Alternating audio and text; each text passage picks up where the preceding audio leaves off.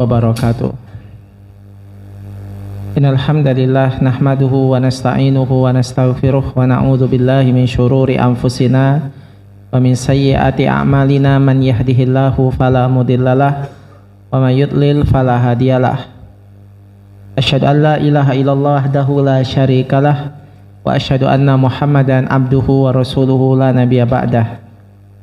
Ya ayyuhalladzina amanu taqullaha haqqa tuqatih wa la tamutunna illa wa antum muslimun. Ya ayyuhalladzina amanu taqullaha wa qulu qawlan sadida yuslih lakum a'malakum wa yaghfir lakum dzunubakum wa may yuti'illaha wa rasulahu faqad faza fawzan 'azima. Amma ba'da, fa inna asdaqal hadithi kitabullah wa khairal huda huda Muhammadin sallallahu alaihi wasallam wa syarrul umuri muhdatsatuha. Jamaah Masjidul Ikhwan azani Allah wa iyyakum jami'an.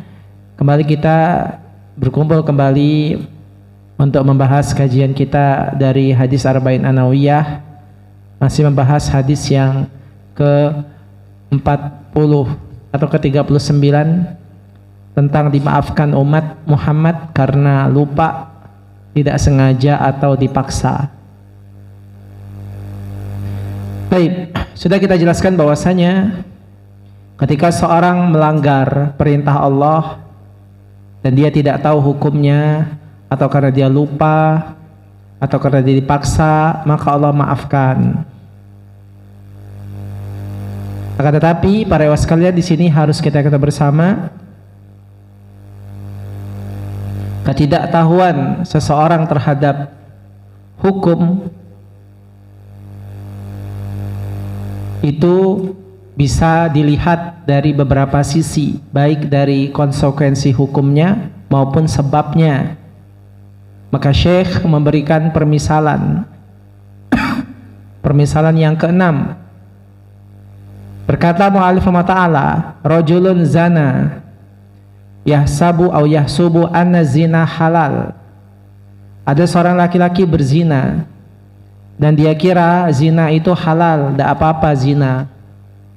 Li'annahu 'asha fi ghairi biladil Islam, karena dia tinggal di negeri kafir atau negeri bukan Islam.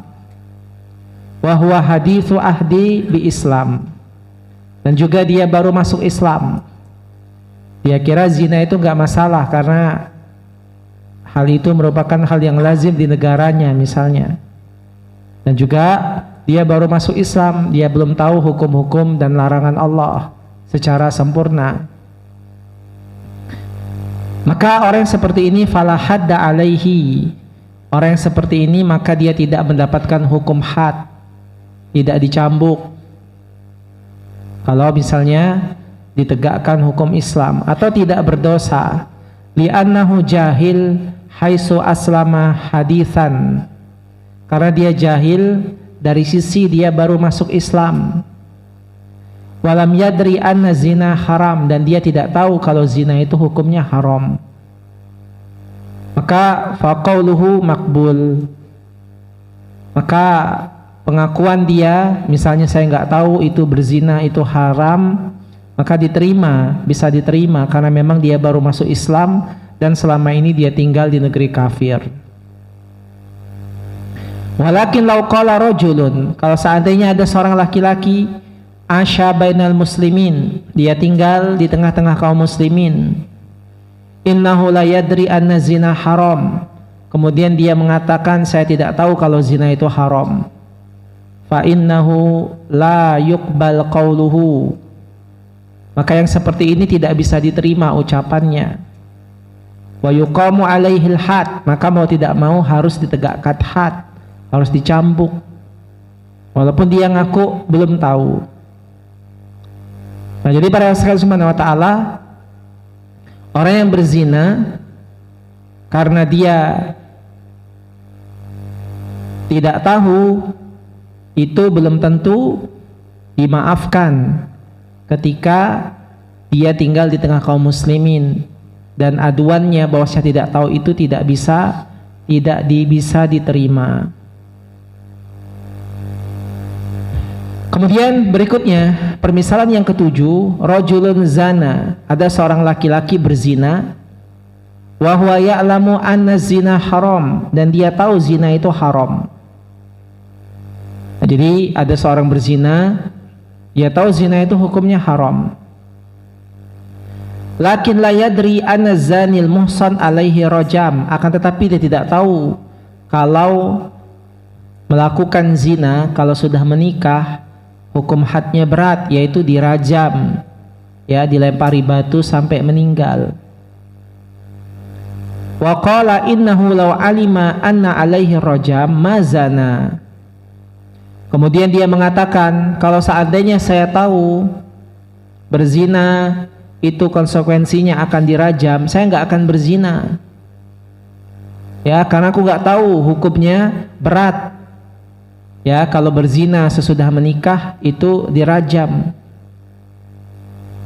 Maka orang yang seperti ini pengakuannya, padahal dia sudah tahu hukumnya haram berzina, maka tetap dirajam, kata Syekh. Tidak peduli antum tahu atau tidak konsekuensi hukum, ya. Samalah kalau kita misalnya maling ayam, ya, lah tahu maling ayam tuh haram, tapi kita nggak tahu kalau maling ayam tuh pasti di penjara 5 tahun misalnya, ya, bukan berarti kemudian hukumannya nggak jadi gara-gara tidak tahu hukumannya 5 tahun. Maka hukum tetap ditegakkan, ya, konsekuensi hukumnya tetap ditegakkan, dan tidak jadi alasan untuk dibatalkan gara-gara tidak tahu konsekuensi hukum dari perbuatan tersebut. Ya, karena Anda tahu kan hukumnya zina itu haram, ya. Jadi terlepas tahu apa sanksinya, apakah dirajam atau dicambuk, pokoknya kalau memang sudah terkena atau diadukan ke hakim maka harus dirajam. Idzan, oleh karena itulah kata Syekh, al jahlu bima yatarattabu alal fi'li laisa bi udzur. Jahil atau ketidaktahuan terhadap konsekuensi hukuman dari perbuatan itu bukan uzur yang menyebabkan dia tidak mendapatkan sanksi. Innamal uzur, adapun uzur yang dimaafkan itu adalah uzur jika dia tidak tahu hukum perbuatan tersebut, bukan tidak tahu konsekuensi hukum. Ya, antum minum khamar, tidak tahu bahwasanya khamar itu haram, maka tidak berdosa dan tidak berhak untuk mendapatkan sanksi, karena uzur, nggak tahu hukumnya. Yang nggak tahu hukumnya khamar itu haram, apalagi dia kira ini seperti makan tape, kan ada alkohol misalnya, ya, jadi dia tidak mendapatkan hukum, ini yang dimaafkan. Nah, tetapi kalau sudah tahu itu hukumnya haram tapi tetap dikerjakan, maka ya bukan berarti dia tidak tahu konsekuensi sanksinya kemudian dia bisa dimaafkan, tidak ada.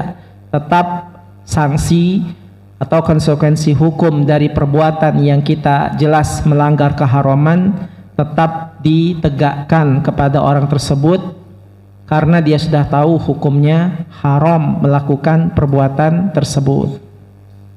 Nah, beda tadi kalau misalnya dia tidak tahu hukumnya itu haram, baru dia tidak dapat sanksi. Kayak tadi ada orang laki-laki baru masuk Islam, tinggal di negeri kafir, dia tidak tahu zina itu haram, atau dia tidak tahu alkohol itu haram, dia tidak tahu narkoba itu haram misalnya, dia kira cuma penenang aja.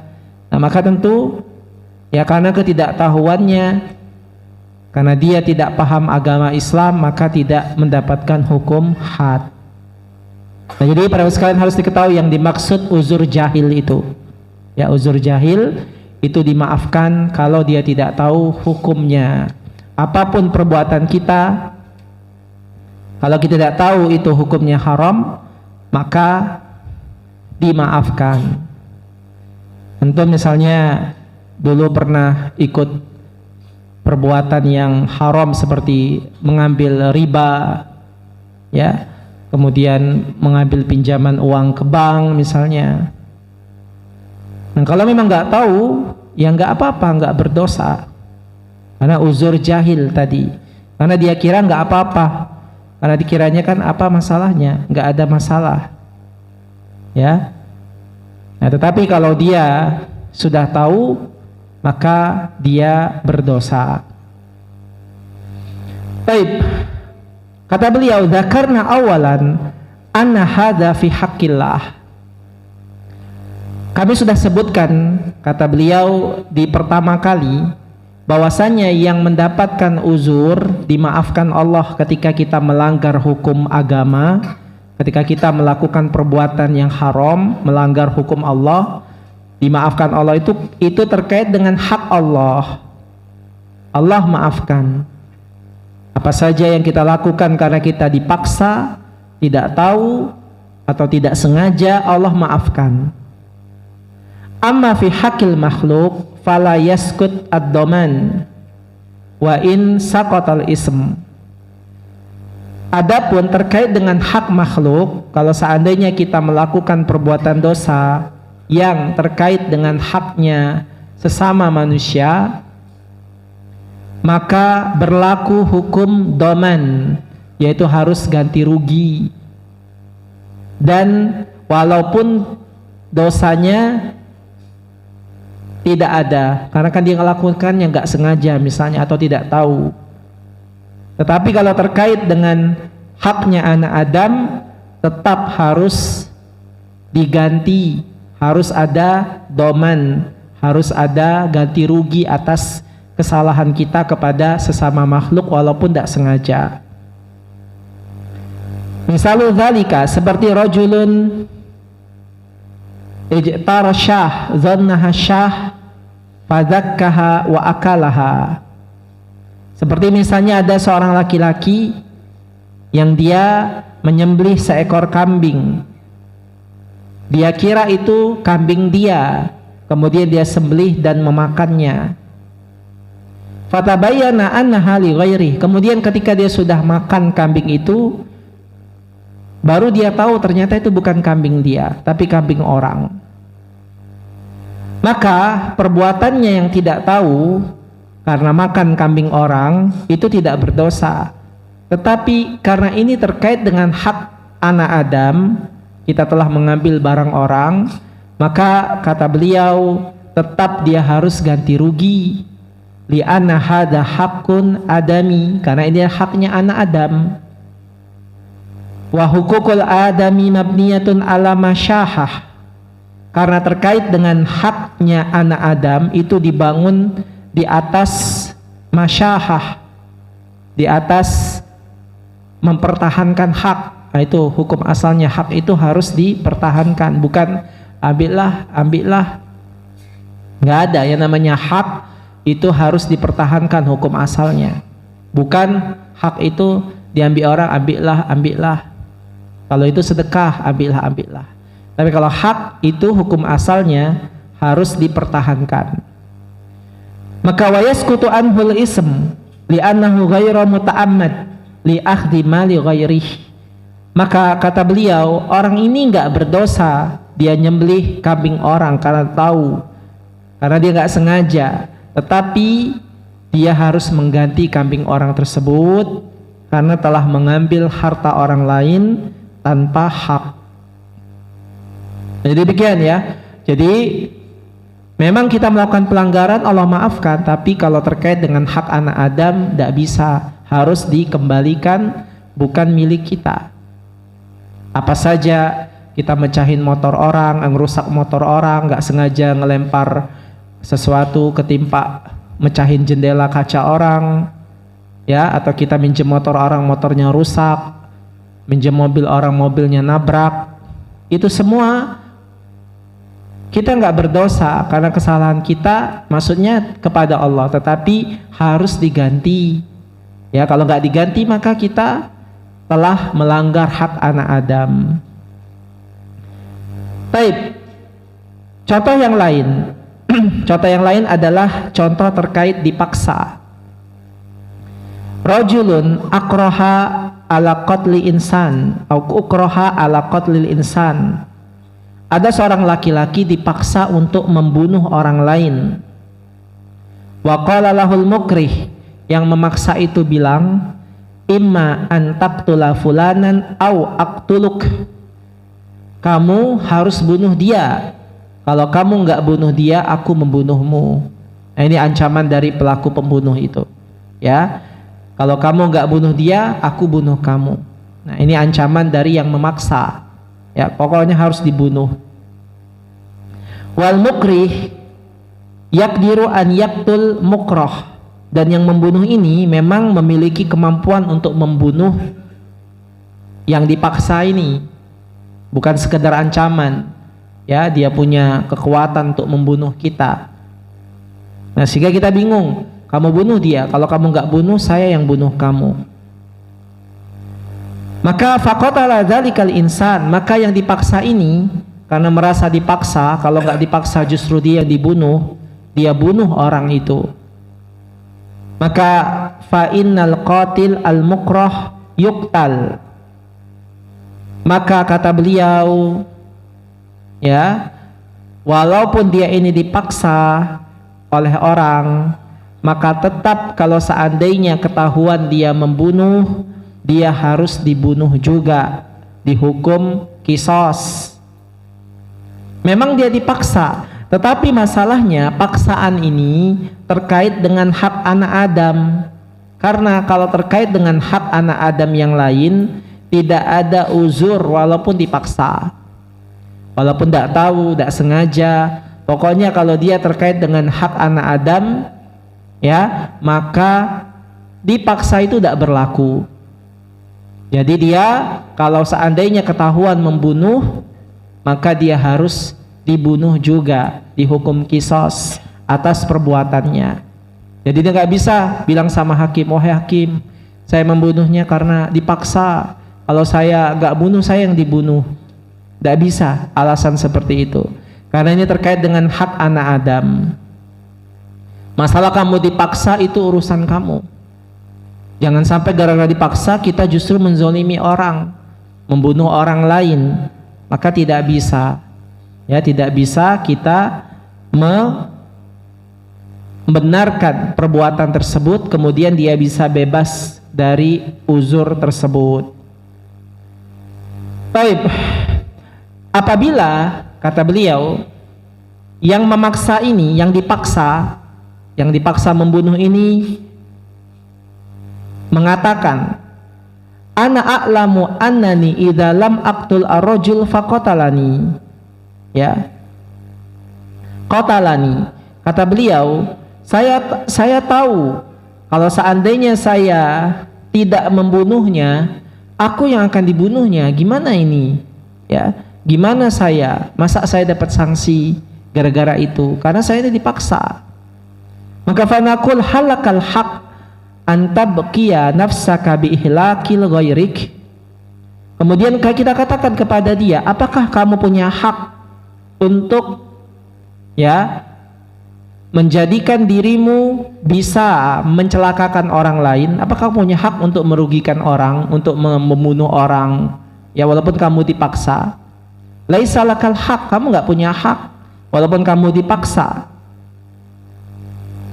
Maka kata beliau, kalau seandainya walidzalika idza irtafa'a qatla hadal mukrih angka, maka darilah kata beliau, kalau seandainya, kata Syekh, kalau seandainya kamu gara-gara membunuh si fulan, kamu tidak dibunuh oleh yang tukang paksa, maka kami tetap akan membunuhmu karena kamu telah melanggar syariat Islam, yaitu kamu sebagai konsekuensi dalam menegakkan syariat Islam. Nah, jadi nggak bisa. Intinya Syekh ingin menjelaskan kepada kita, dipaksa, tidak tahu, tidak sengaja, kalau terkait dengan hak anak Adam nggak berlaku, ya nggak berlaku. Jadi nggak bisa kita bilang saya ngelakuinnya karena tidak tahu, dipaksa, tolong jadi tidak usah diganti atau tidak perlu didapat konsekuensi hukum. Nggak bisa, tetap harus mendapatkan konsekuensi hukum dari perbuatan kita walaupun dipaksa. Baik, berikutnya misalul samin, contoh yang ke-8. Ja'a rajulun qawiyun syadid, ada seorang laki-laki, datang seorang laki-laki atau laki-laki yang ada laki-laki kuat, yang sangat kuat, itu datang. Wa akhadha syakhsan balighan akilan. Kemudian laki-laki kuat ini mengangkat seorang pria yang baligh dan berakal. Wa amsaka bih, kemudian dia memegangnya. Wa daraba bihi insanan, kemudian orang ini dia lemparkan ke orang lain, hatta matal madrub, sehingga yang kena dia ini meninggal dunia. Ini contoh kasus ya, bagaimana ada seorang laki-laki yang kuat, karena dia mungkin kuat ya, bisa ngangkat orang, dilemparnya ke orang lain sehingga orang yang ditimpa itu mati. Maka fa'inal madrub bihi la yutman atau la yatman li'annahu laisa lahu tasarruf. Maka orang yang dipukul, orang yang di madrubi, orang yang dijadikan alat untuk dilempar, maka dia tidak berhak tidak mengganti rugi, karena dia dalam hal ini ya, dia nggak bisa mengendalikan dirinya, laisa lahu tasarruf. Dia nggak bisa mengendalikan dirinya, ada orang ngangkatnya kemudian dilempar kepada orang lain sehingga orang lain yang terkena itu mati. Maka siapa yang berhak untuk mengganti? Ya, tentu yang berhak untuk mendapatkan hukuman, mendapatkan hukum had bukan orang yang diangkat tadi, tapi yang mengangkat, yang kuat badannya itu, karena dia pelakunya. Nah, ini beda kasus dengan yang tadi. Ini memang dia diangkat dan dia tidak bisa untuk mengendalikan dirinya. Maka fahadakal alat, maka orang yang diangkat tadi dilemparkan kepada orang lain sampai mati, ini seperti alat saja. Adapun doman, adapun ganti rugi yang dia berhak mendapatkan hukum had adalah orang yang ngangkat tadi kemudian melemparkan kepada orang lain sehingga orang itu mati, orang yang badannya tegap tadi. Nah, jadi para sahabat subhanahu wa ta'ala, jadi jelas di sini Syekh memberikan permisalan tentang orang yang dipaksa ya, tapi bukan kehendak dia cuma dijadikan alat untuk membunuh orang lain. Maka dalam kasus ini tidak sama dengan orang yang kasus yang pertama tadi disuruh bunuh. Kalau kamu nggak bunuh, kamu yang saya bunuh. Nah, dia bisa berhak membela dirinya atau dia bisa untuk menghindar, tapi ini dia memang posisinya hanya dijadikan alat dan dia tidak punya daya untuk menolak dari orang yang kuat tersebut untuk menangkapnya kemudian dilempar kepada orang lain. Nah, ini para Rasul subhanahu wa ta'ala ya, terkait dengan dipaksa ketika kita ya dalam kondisi demikian. Kemudian Syekh menjelaskan, hadal hadis amun fi kulli haqqillah azza wa jalla minal mahzurat.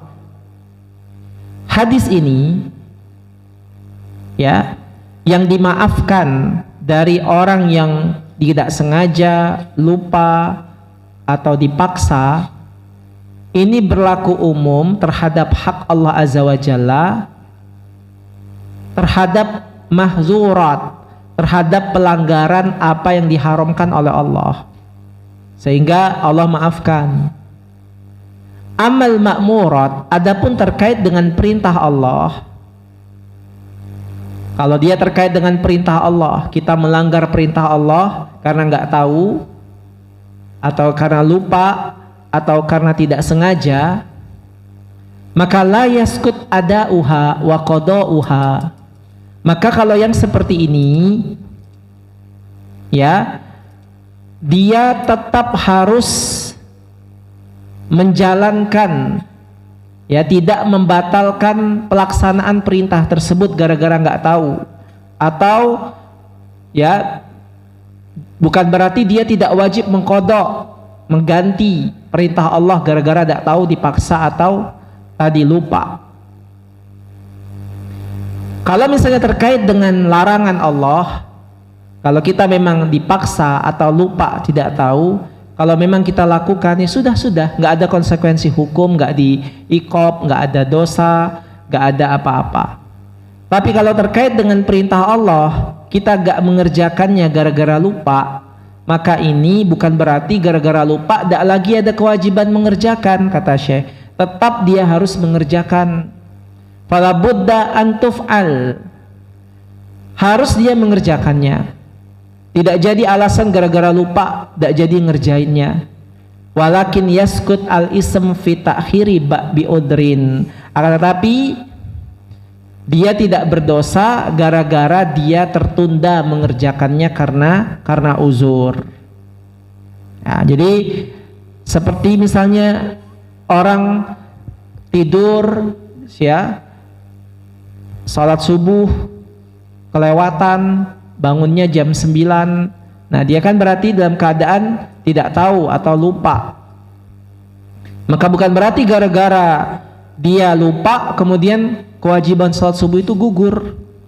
Maka ketika dia ingat, dia harus salat subuh walaupun jam 9, jam 10 pagi. Kewajiban itu tetap harus dikerjakan. Ya, jadi kalau terhadap perintah Allah, kalau nggak tahu tetap harus dikerjakan kalau perintah. Beda dengan larangan. Ya, kalau perintah kita lupa sholat atau kita lupa hari ini kita puasa, ya, kemudian kita tidak puasa, maka harus diqadha, harus tetap kewajiban itu ada, tidak menjadi gugur gara-gara lupa atau tidak sengaja. Baik, kata beliau memberikan contoh. Falau anna rajulan akala laham ibil wa huwa ala wudu wa lam ya'lam anna akla lahmil ibil nakidul wudu. Seperti misalnya ada seseorang dia makan daging onta padahal dia sudah berwudu dan dia tidak tahu kalau makan daging onta itu bisa membatalkan wudu. Kemudian dia sholat. Maka kata beliau, dia makan daging onta ini tidak berdosa karena tidak tahu. Tetapi bukan berarti gara-gara tidak tahu kemudian dia nggak wajib sholat lagi. Maka ketika dia sudah tahu, dia harus ngulang sholatnya. Fayalzamhu an yu'idul wudu wassalah. Maka dengan ketidaktahuannya ini, ketika dia sudah tahu, maka dia tetap harus ngulang wudunya dan harus ngulang sholatnya. Wa dzalika li annal wajib yumkin an tudarikuhu ma'al jahl. Karena ya, kewajiban ini memungkinkan untuk dikerjakan walaupun dia tidak tahu. Wa ammal muharram, adapun kalau perbuatan yang haram, la yumkin tudarikuhu, tidak mungkin kita bisa ngulanginnya lagi. Ya, li'anna fi'lahu wantaha minhu, karena kalau sudah terlanjur dikerjakan ya sudah, nggak bisa kita ralat lagi. Oh berarti saya harus begini begitu, nggak bisa kalau misalnya terkait dengan perbuatan yang diharamkan. Tapi kalau terkait dengan perintah ya tetap harus dikerjakan walaupun kita menunda pengerjaannya gara-gara kita tidak tahu atau lupa. Nah, semuanya. Jadi setiap apa saja yang kita lakukan, perintah Allah Subhanahu wa taala, karena ketidaktahuan tidak menggugurkan kewajiban, tetap harus dikerjakan atau diqadha atau diganti atau segera dikerjakan ketika kita ingat. Nah itu ya. Jadi jangan sampai nggak melakukannya. Kayak orang-orang misalnya ketika dia sedang kotor, misalnya sedang safar atau dia sedang bekerja yang dia nggak sholat, alasannya saya kena najis, atau ketika dia sakit ya yang mengharuskan dia pakai pempes atau pakai keteter itu, kemudian dia tidak sholat, alasannya najis, nggak ada ya. Apapun keadaannya, kewajiban harus dikerjakan ya. Jadi kalau dia tahu, oh tadi saya kira kalau misalnya pakai keteter itu tidak boleh sholat. Nah ketika dia boleh harus sholat, maka dia harus sholat. Dia ganti sholat-sholat yang dia tinggalkan, karena kewajiban itu tidak gugur hanya gara-gara tidak tahu atau lupa. maka dia harus segera ganti, harus dia qadha, dia kerjakan, ya, karena itu adalah perintah. Baik, fa'ala hada naqul, oleh karenalah kami katakan, idza taraka wajiban fala budda min fi'lih. Kalau seandainya kalian meninggalkan kewajiban, maka kalian harus mengerjakannya. Gak ada alasan meninggalkannya gara-gara tidak tahu. Wa yadullu li hadza anna Nabiy sallallahu alaihi wasallam qala man nama an salatin aw nasiha falyusalliha idza dzakaraha. Dalil yang menunjukkan tetap harus mengerjakan walaupun lupa adalah Rasulullah SAW bersabda, barang siapa yang ketiduran sehingga ketinggalan sholat atau lupa, maka hendaklah dia segera sholat ketika dia ingat walaupun sudah habis waktunya. Maka fa'udruhu anit ta'khir, maka yang dijadikan uzur adalah lupanya sehingga dia terlambat sholat. Akan tetapi ya, bukan berarti gara-gara dia lupa kemudian dia nggak ada kewajiban mengganti. Tetapi bahkan kata Syekh, Allah atau Rasulullah menyuruh dia untuk menggantinya. Ya ini ya, kalau kita lupa, semuanya terkait dengan perintah harus dikerjakan. Nah, bedakan dengan perbuatan yang diharamkan tadi. Kalau misalnya kita dulunya pernah pakai riba misalnya, pernah melakukan praktek riba, kita tidak tahu, ya udah dimaafkan. Dulunya kita misalnya kerja profesinya penyanyi misalnya, selebritis, kita nggak tahu, ya udah dimaafkan. Ya nggak ada yang perlu diulang, apanya diulang? Mau kembali lagi dari awal nggak bisa. Tapi kalau perintah lupa atau tidak tahu, tidak menggugurkan kewajiban. Baik, berikutnya kata Syekh, amma binisbati lil jahl, adapun terkait dengan tidak tahu. Farajulul ladzi jaa wa shalla wa lam yatma'inna fi shalatih. Ada seorang laki-laki di zaman Nabi, ini terkait dengan kisah yang kita bahas di kitab Tafsirul Alam. Seorang laki-laki datang dan sholat, tetapi sholatnya tidak tumakninah, cepat-cepat. Nah, ini kan dia tidak tahu. Ya, maka Nabi SAW mengatakan kepada laki-laki tersebut, irji fasalli fa innaka lam tusalli. Balik lagi, sholat lagi karena kamu belum sholat. Nah, ini kan dalilnya bahwasanya kalau kita tidak tahu, tidak menggugurkan kewajiban walaupun dimaafkan.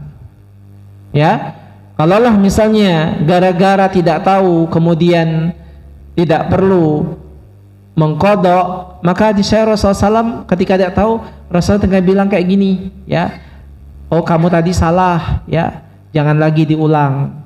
Kemudian Rasulullah SAW tidak nyuruh ngulang, tapi di sini Rasulullah SAW nyuruh ngulang sampai 3 kali orang ini.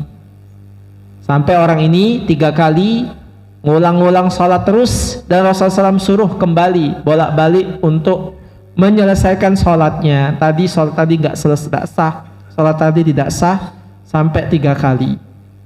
Kemudian kata laki-laki tersebut, walladzi ba'atsaka bil haqq la ahsan ghaira hadi fa'allimni.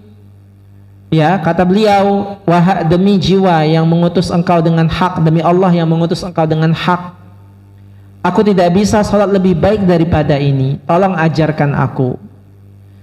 Fahuna lam yu'dzar aw lam ya'zuruhu bil jahl li'anna hadha wajib. Maka walaupun dia tidak tahu, ini tidak menjadikan uzur baginya untuk meninggalkan kewajiban. Ya, maka kewajiban harus tetap dikerjakan dia walaupun dia tidak tahu. Maka akhirnya orang itu pun sholatnya ngulang sampai tiga kali, sampai kata Rasulullah SAW selesai, baru ini sholatnya benar. Nah, jadi ini dalil yang menunjukkan dibawakan oleh Syekh tentang ketidaktahuan bukan berarti menyebabkan kita ya gugur dari menjalankan kewajiban. Maka tetap harus dikerjakan, ya, tetap harus dikerjakan walaupun tidak tahu. Sama kalau kita misalnya sholat, kita puasa, kemudian kita tidak tahu bahwasanya misalnya makan itu Misalnya bukan makan, misalnya ngerokok, misalnya batal puasa, nggak ngerti, nggak tahu. Kemudian bukan berarti setelah itu dia nggak wajib mengkodok, harus dikodok. Kamu nggak tahu ya, batal itu. Nah, maka dia tetap harus mengkodoknya. Tapi fa in qala qail, kalau seandainya ada yang berkata, hadar rajul lam ya'murhun nabiy sallallahu alaihi wasallam bi i'adah ma madha minas salawat ma annahu saraha bi annahu la yuhsin ghaira hadza. Kalau seandainya ada yang berkata tentang hadis ini, laki-laki tersebut tidak diperintahkan Nabi Muhammad SAW untuk mengulang semua sholatnya dari dulu, karena kan dia ini sudah sholat sejak lama, salah-salah sholatnya selama ini.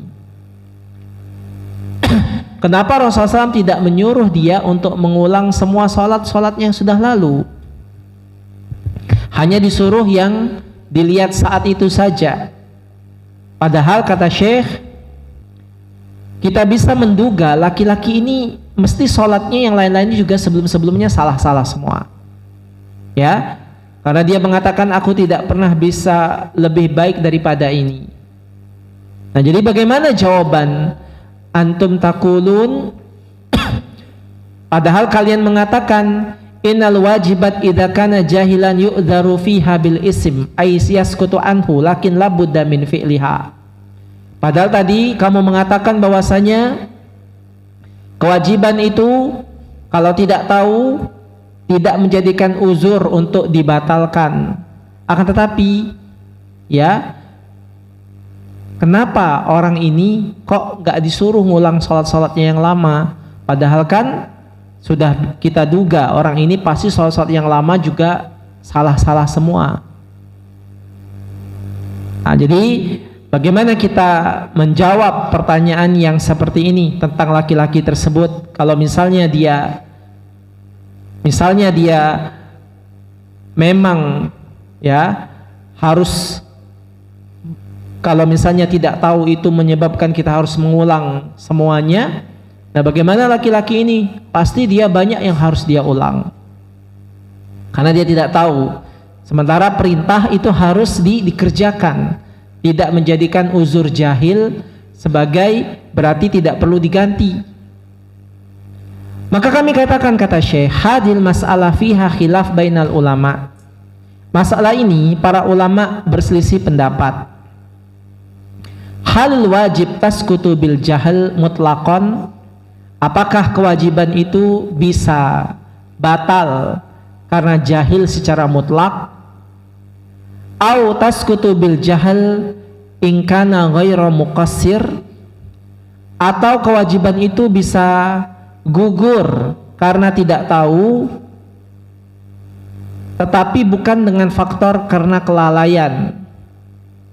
Fa in kana muqassiran lam yu'dzar, maka kalau seandainya dia melakukannya karena faktor kelalaian, apakah di situ tidak ada uzur? Nah, di sini ada khilaf para ulama tentang kewajiban ini, apakah tetap harus dikerjakan gara-gara uzur seperti ini. Wa zahir, adapun yang nampak, kata beliau, anal wajibat taskutu bil jahl ma lam yumkin tudariku hafil waqt. Adapun kata beliau, kata Syekh, beliau lebih memilih pendapat ya, kalau misalnya kewajiban, kalau nggak tahu kita melanggar kewajiban perintah Allah, maka tetap harus diganti. Tapi yang diganti itu, kata Syekh, adalah yang memungkinkan kita menggantinya di waktu itu. Nah, jadi kalau misalnya waktu-waktu yang lama, gimana cara menggantinya? Nggak bisa lagi.